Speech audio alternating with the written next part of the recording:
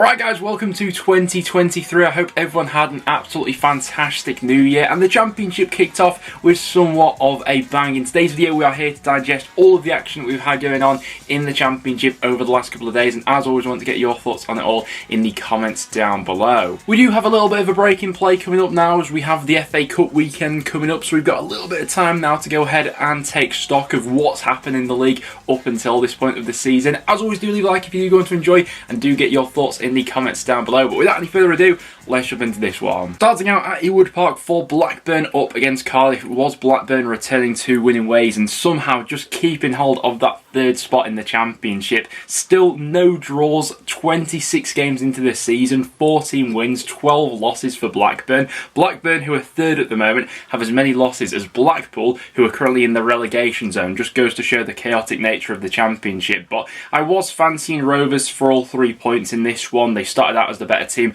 Cardiff started to grow into it as the half went on, but Blackburn hit them with that sucker punch just into the start of the second half, and Cardiff never quite recovered from there. Bradley Dack with the goal in the end, and the difference between these two sides leaves Cardiff in a whole heap of trouble. I think we all knew coming into this season, but more so over the last couple of months, how much trouble this Cardiff squad might actually be in, and I think it's results like this which really go ahead and emphasise it, particularly when they were on a run of draws. I think it was 4 consecutive draws leading up until this result. The first result that you have that breaks that chain, I think sets the momentum for how you look back on the rest of those results. You know, had this one been all 3 points, suddenly you look back on those draws a little bit more favourably, but right now they're right smack down in the relegation picture, 20th in the table, just 2 points above Blackpool, and there's just no goals in this squad, is there? We then have Blackpool playing out a 1-0 draw with Sunderland. In isolation, I think this one's a decent point for Blackpool, but going along with the larger scheme of how things have been going for them lately, I think it's ultimately more frustration. To the lead, nice goal from Shane Lavery, something that we have mentioned about this Blackpool squad, maybe more so than some of the other teams they're up against in that relegation dogfight, is that they do still have goals in that forward three, particularly when they do play with a little bit of speed and through the lines. Ultimately though, Sunderland managed to properly get things going in the second half, and as soon as they asserted that dominance, they did look like the better side. Diallo went really close, hitting the crossbar at the end of that first half, and then getting more chances, generating better opportunities and getting in some good positions in that second half. Stewart, the man in the right place to make it 1-1, and Sunderland in the end probably quite unfortunate not to go on and win this game. Blackpool then had that late red card, a red card which now means that Blackpool have had more red cards this season than they've had wins in the championship, which is absolutely obscene. The draw for Blackpool also means that it's winless in 9 now for Michael Appleton's side, and like we mentioned a few videos ago, just way too many draws for this team at the moment, and the reason why they can't make up any ground on the teams above them or pull away from this bottom 3 at the moment. Next then to Coventry up against Bristol City. Managed to call this one spot on. Another quite frustrating one from Coventry actually, which follows along on a similar sort of path to how some of their more recent results have been falling for them. Good start I thought from the home side, plenty of chances, peppering that Bristol City goal with plenty of shots. In the end, Bidwell gets that goal over the line, and you're thinking from that point onwards, okay, can Coventry go ahead and grow from this point? But fair play to Bristol City, they obviously had that little bit of endeavour and eventually got that quality in the first half by Semenyo to get back into this one.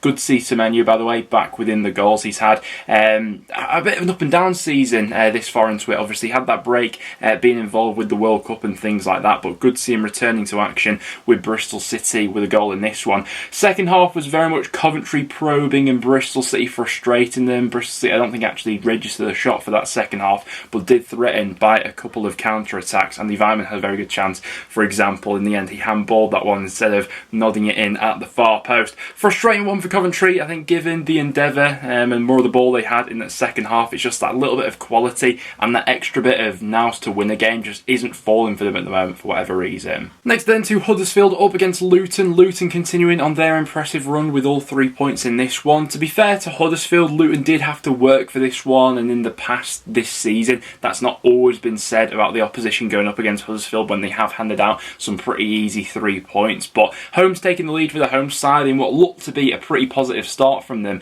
Perhaps the game-changing moment came later on in that first half where Jonathan Hogg was forced off with an injury off offers so much to this Huddersfield squad, not in terms of, you know, what he does off the ball, but his leadership and organisation and things like that. And from that point onwards, they decided to go and make that change with Silver Thomas coming on for him, reshuffling that whole midfield. It didn't quite work out in that favour. Luton, from that point onwards, started to generate a bit of steam. Bell with the equaliser just before half-time, and then Burke right before the end with that match-winning moment. So, frustrating for Huddersfield. I don't think they'll be seeing quite the same as that, you know, easy 3 points that they were before that good patch they had in back-to-back results. But Luton seem to be a team on the mission at the moment, and dare I say it, looking quite strong for a top 6 case at the moment. Next then to Millwall 3, Rotherham 0. What a way for Millwall to return to winning ways in really convincing fashion, but I must say Rotherham were absolutely abysmal in this one. Millwall in the end registering 27 shots in this one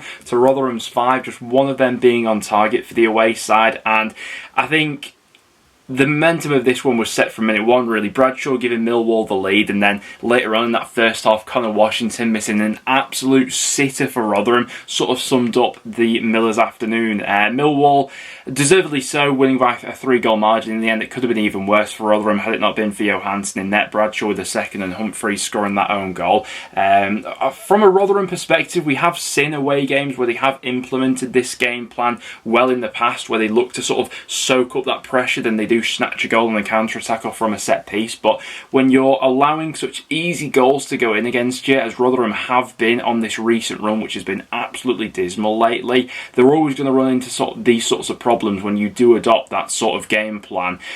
I think it's going to be a tough January for them. You know, we spoke about it briefly on the recent episode of the Championship Rumour Roundup, but with some of the contract situations that they have to sort out in January and the potential of losing another key player or two, that really could leave them in a sticky situation with the way momentum goes in the Championship. Yeah, Rotherham only look like they're going in one direction at the moment, and it's not positive. For Millwall, though, great way to return to winning action and in the playoffs. Can't complain about that. We then have Middlesbrough continuing on their impressive run with all 3 points away at Birmingham, who themselves find themselves in a little bit of a dodgy patch at this point in time. It was goalless going into the break, but 2 quite quick-fire goals from Middlesbrough, both from Matt Crooks, gave them the advantage in this one. Birmingham did threaten to get back into it, with Chong pulling a goal back, but Chuba Akpom with the decisive goal in the end. Crooks, who was absolutely unplayable in that second half, turning provider. Another quite poor goal to give away from Birmingham's perspective, a goal on the break where they had a couple of opportunities to win it back, but Crooks, really well-timed pass into Akpom, and everything he's touched at the moment is turning into goals. So yeah, Birmingham having a few problems at the moment on this run they're currently on, and Middlesbrough, I know it's incredibly tight in and around the playoffs and mid-table, but starting to really assert themselves now as that top 6 side, and the longer this run continues, the more they'll be able to solidify their place in the top 6. And yeah, not many complaints about that. Started out 2023 perfectly. And it was more real frustration for Norwich in this one, losing it to Watford in the later stages of this game when it looked to be fizzling out towards a goalless draw. Listen, I think we all knew upon sacking Dean Smith, the problems at Norwich ran deeper than just the head coach, and I think it's going to take them to get this next appointment absolutely spot on if we are going to see the revival of Norwich this season and where we all thought they'd be up and around the Championship table. Honestly, they did have chances. It was quite an evenly split game with chances either way, but ultimately not getting anything to stick in the final third, and then having a costly error at the back. Ultimately, that's happened one too many times so far this season. Watford, to be fair to them, looked a lot more solid, and they've been as up and down this season as Blackburn have been. You know, they've really gone from one extreme to another, but fair play to them because they really are making do with what they have at the moment in terms of absentees, especially in that midfield with what they're making do with at the moment. But they stuck in there, kept the clean sheet, and in the end it was Sarr turning provider into Bayo, who went ahead and tapped it home to make it 1-0 to Watford. So yeah, Watford I imagine will continue to be up and down. Norwich need to get this next appointment spot on. Next then to Swansea up against Burnley. Swansea came really close to getting something from this game and had some really nice nice passages and spells of this game where they were the side on top, but they just couldn't make those moments count. And in the end, climbing back from 2 goals down was ultimately too much for them.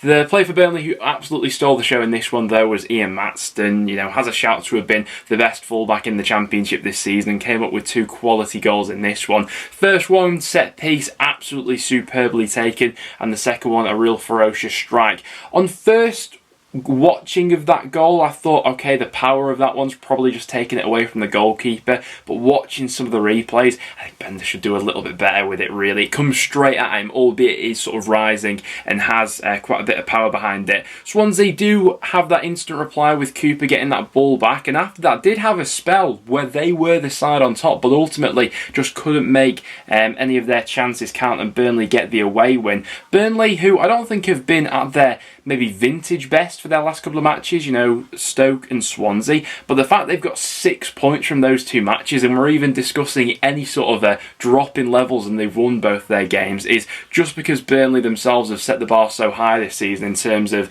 I mean, the run they're on at the moment and the general performance levels that we've seen from their side. Swansea, I do think, can take a fair few positives from this one in terms of their overall play, but just couldn't get anything over the line in the end. But certainly no shame to be losing to this Burnley side this season. And then we saw West Brom continuing on their impressive run with all 3 points against Reading. After this result, the playoffs are well within West Brom's sight. And something that I've noticed about West Brom recently is just how fast they've actually been starting matches, putting the opposition right under loads of pressure, and from that point onwards, eventually they're able to go ahead and grind teams down. It was a very similar sort of game plan against Preston when they absolutely bombarded our goal with shots, and in this game, Reading really didn't know what hit them in the early stages. In the end, that West Brom goal wouldn't come in the first half, but absolutely all the warning signs for it were there. Reading, who didn't really offer up much of a goal threat in that first half, looked a little bit jaded, like Ince said at the end of the game, and were happy to sort of just sit in for this one. Did start to open up a little bit more for Reading in the second half, but once again it was mostly one-way traffic. In the end, it was Daryl Dike with the decisive moment. When West Brom had that much penetration and that many chances, they were always going to get the breakthrough eventually, and a well-deserved win for the Baggies in the end. Honestly, it's been a shame that we've not seen more of Daryl Dike in a West Brom shirt since moving over, because he has been out with, you know, injuries for so much of his time there so far, but he is that guy that will come up with decisive moments in games like these, and with the playoffs now being in their sights, yeah, there's no stopping this West Brom side at the moment. And Wigan had another absolute disaster in this one, another 4-1 loss, this time against Hull City. Something about this fixture between these two at Wigan always seems to throw up goals, but Hull by far and away the better team in this one, opened the scoring after just 15 minutes through Greaves, had a shout for a penalty in the build up to that one. Defensively, Wigan were absolutely all over the place. The home side did threaten to get back into this one in the second half, but oh my god, some of the defensive blunders in the last 20 minutes of this game, it was absolute Sunday League stuff. Jamie Jones, the Wigan goalkeeper, dropped one of the worst goalkeeping performances we've probably seen this season, but he wasn't helped out by some of the blunders that were happening in front of him in that Wigan back line. Wigan have been conceding a hell of a lot of goals recently, but I think a few of us were willing to sort of overlook those results as they came against, you know, some really tough teams, you know, some promotion chasers, some teams who have built up a lot of momentum. And Wigan's survival this season was always going to come down to games like this against the sides who are down and around them at the moment. But Hull looked streets ahead of Wigan in this game, both defensively and offensively. From Hull's point of view, absolutely fantastic stuff, and I feel like they were in need of this sort of result, really. You know, it's been a lot of tight games since Rossini's took charge, but like we were speaking about with Cardiff before, when your team has a successive run of draws, the momentum around the club is always going to be set by what happens after that run of draws, whether it is a win or a loss. And the fact that Hull have had back-to-back wins on the road, really impressive stuff against teams who are in and around them. That's a massive 3 points for Hull there, and a massive 6 points over this sort of festive period with back-to-back away wins. And we had Stoke's misery continuing into 2023 with Preston piling on the pressure with a last-minute Ched Evans winner. Honestly, watching this game, it wasn't the greatest of spectacles. It wasn't the best advert probably for Championship football in the game between what I thought were two pretty average Championship sides, really. Both struggling at times to put together real proper passages of play and break each other down. And to be honest, up until the goal, it probably was Stoke who had the better of the chances in this one. You know, Freddie Woodman had to be kept on his toes. Jacob Brown with a couple of decent attempts, a few others which flashed across the box and things like that. And while Preston did threaten, I thought we were probably stifled by that being forced into that early substitution with Emile Reece coming off. You know, we had to go ahead and adapt the game plan from then on. But we stuck at it, and in the end, Ched Evans coming up with the clutch goal in the last minute. And honestly, Preston in massive need of a result like this. Going off the back of our, last few performances, 3 successive defeats coming into this one. The mood wasn't great around the camp, but something like that can go ahead and just spark another run to come up. And we have been that, streaky sort of side so far this season. So who's to say that's not to come up next? So great 3 points there for Preston and more misery for Stoke, I guess. And then for our last game to go over, we had plenty of late drama unfolding at QPR against Sheffield United, ultimately finishing as a 1-1 draw. Really good start from QPR in this one with the help of a deflection. Sheff opened the scoring after 11 minutes, and from that point it was a really good battling performance from Neil Critchley's side. Good reaction from last time, I thought. And despite, Sheffield United having, plenty of endeavour, wanting to create chances with those penetrating passes, QPR were just about keeping them at bay. Plenty of last-ditch blocks and things like that. And Sheffield United were ultimately getting frustrated. Billy Sharp had a couple of openings, that decent one in the second half, where he tried to lob the goalkeeper, which just went over the bar. But why Sheffield United are up there in the promotion picture is because they keep on going to the last second, and the fact that John Egan's equaliser came after that 95-minute mark with the help of a deflection once again. Those points come the end of the season could be absolutely pivotal. Should Sheffield United go on a bit of a dodgy run and that lead they have on third place does get chipped down, that points away at places like QPR when you battle right until the last stage will come in clutch towards the final hurdle of this season. So gutting for QPR because it was a really good battling performance, but Sheffield United just have that never say die attitude, don't they? Well guys, there we have it. That will now wrap it up for today's video. Thank you very much for tuning in. Hope everyone has had a fantastic start to the new year. And yeah, I can't wait to bring all the content to you guys this season for the rest of this championship season. So thanks very much for tuning in, guys, and I'll see you all in the next one.